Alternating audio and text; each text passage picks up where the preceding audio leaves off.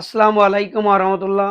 প্রিয় ভিউয়ার্স, আজকে আমরা টপিক নিয়েছি ডার্টি এবং গার্মেন্টসে ডার্টি এবং dirty room wash, dirty wash যেখানে করা হয় সেই ডার্টি ওয়াশরুম নিয়ে কিছু সতর্কতা অবলম্বনমূলক কথা বলবো। কেন সতর্ক থাকতে হবে এবং না থাকলে কি হবে এই বিষয় নিয়ে আপনাদের সাথে আলোচনা করব। সেটা হচ্ছে গার্মেন্টসের ডার্টি একটা নাম আছে, ডার্টি মানে হচ্ছে ময়লা। তো ডার্টি হবে, গার্মেন্টসে কাজ করলে ডার্টি হতে পারে, এটা স্বাভাবিক।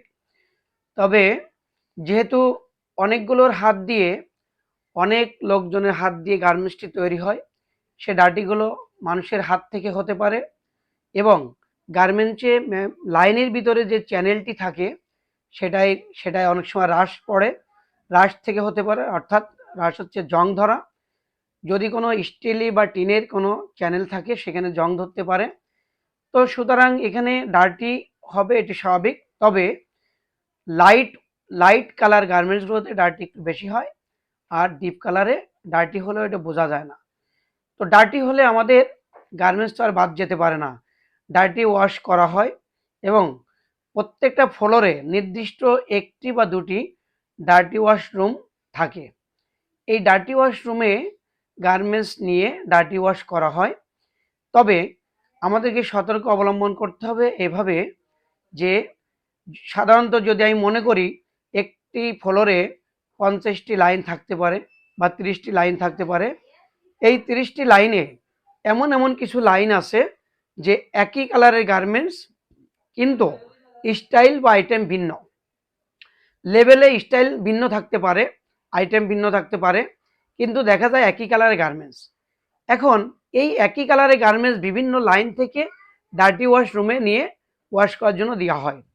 তো এখানে ডার্টি ওয়াশরুমে সাধারণত ওয়ার্কাররা কাজ করে, লো লেভেলের ওয়ার্কাররা।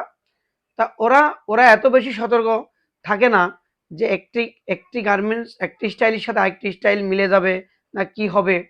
তো সাধারণত সব লাইনের গার্মেন্টসগুলো ওই একটি রুম থেকে বা নির্দিষ্ট দুটি রুম থেকে ওয়াশ করা হয়।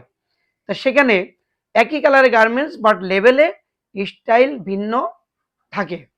এখন দেখা যাচ্ছে যে আমি যদি কোনো হেল্পার বা কোনো লো লেভেলের ওয়ার্কার দিয়ে এই রুম থেকে আমি গার্মেন্টস নিয়ে আই, ও দেখবে যে একই কালারের গার্মেন্টস ও নিয়ে চলে আসবে, কিন্তু দেখা গেছে যে অন্য লাইনের গার্মেন্টস এর ভিতরে ঢুকে গেছে।